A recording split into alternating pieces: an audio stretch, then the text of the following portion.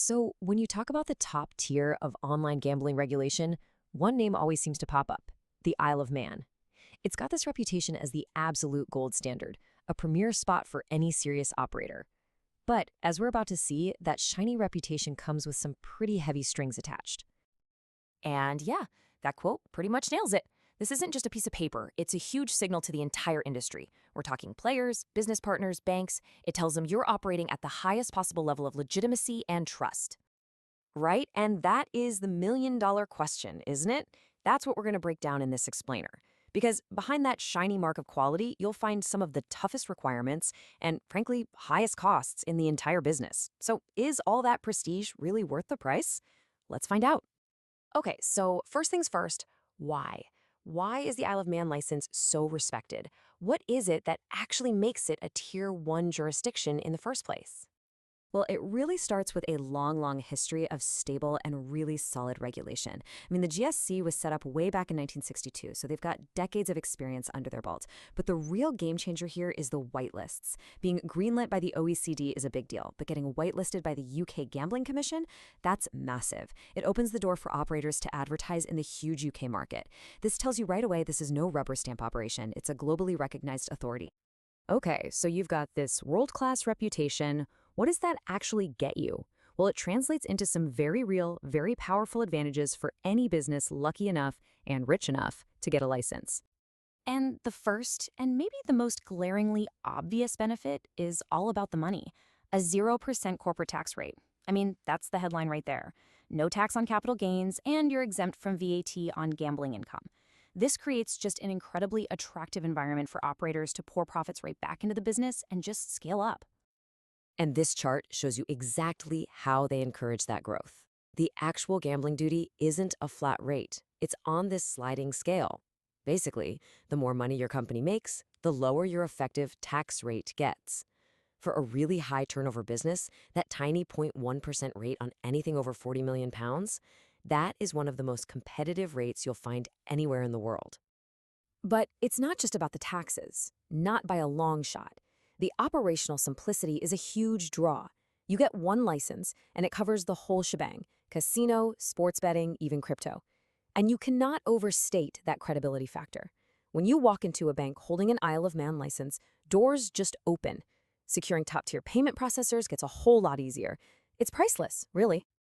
All right, so we've seen the shiny side of the coin. Now it's time to talk about what I like to call the golden handcuffs. What are the serious hurdles an operator has to jump through to get into this very exclusive club? It all kicks off with this number: £5,250. And that's a non-refundable application fee. That's just the cost to get your foot in the door and have them look at your paperwork, with absolutely no guarantee they'll say yes. And if you do get the green light for a standard B2C license, this is what you'll be paying every single year: £36,750, just to keep your license active. And if you're a B2B network supplier, that annual fee jumps even higher to a hefty £52,500. You can see right away how these costs alone are going to filter out a lot of smaller companies and startups. But honestly, the fees are just the beginning. This is where it gets really serious. The Isle of Man demands what it calls a genuine presence. This isn't just a mailing address. It means you have to set up a real company there, with at least 2 directors who actually live on the island.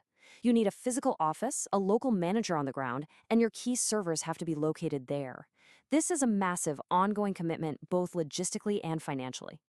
And they check everybody. Seriously, every director, every key manager, anyone who owns 5% or more of the business gets put under a microscope. The GSC runs deep background checks on their integrity, their reputation, their finances, the works. This intense vetting is a huge part of why the license is so trusted, and it's also why the whole process takes so long. So you might look at this timeline and see the official review period is about 10 to 12 weeks, but that's a bit misleading. In reality, when you add in all the prep work, setting up the company, finding those local directors, gathering mountains of paperwork, the whole thing from start to finish usually takes about 3 to 4 months, sometimes even longer. This is definitely not a fast track to getting your business up and running. And listen, you've got to understand, These aren't just suggestions on a piece of paper. The Gambling Supervision Commission actively and aggressively enforces its rules, and the consequences for breaking them, they are very, very real. The GSC has a whole arsenal of tools to keep everyone in line. They can, and they absolutely do, conduct random audits, they can hit companies with multi-million-pound fines, and of course they have the ultimate trump card. They can suspend or just completely revoke a license at any point during its 5-year term. And this isn't some theoretical what-if scenario. It happens. Just recently, the GSC brought the hammer down and straight up canceled the licenses for 2 regulated companies, King Gaming and Dalmine Limited. That sends a crystal clear message to everyone else. If you don't meet our standards, you're out. And those financial penalties can be absolutely staggering. A major operator, Celton Manx, got slapped with a $5 million fine for problems with its anti-money laundering controls. That just goes to show you the massive financial risk you run if you're not compliant. Okay, so we've seen both sides of it now, the incredible perks and the pretty intimidating hurdles. Which brings us to the final, really strategic question that every single operator has to ask themselves. This really lays it all out, doesn't it? The whole trade-off right here. In one corner, you've got that unbeatable reputation, an amazing tax structure, and access to the biggest global markets. And in the other corner, you've got the steep costs, the headache of maintaining a physical presence, and a regulator that is always watching and demands perfect compliance. You know, the best way to think about it is like an exclusive country club. The benefits of being a member are huge. It gives you access and credibility that you just can't get anywhere else.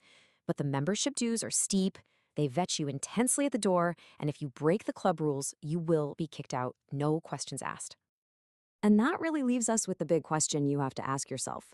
For a big, well-funded, established operator that's aiming for the absolute peak of global legitimacy, the answer is probably a resounding yes. But for a startup, the barriers to entry might just be way too high. It's a strategic choice that really defines a company's ambitions and ultimately its place in the entire iGaming world.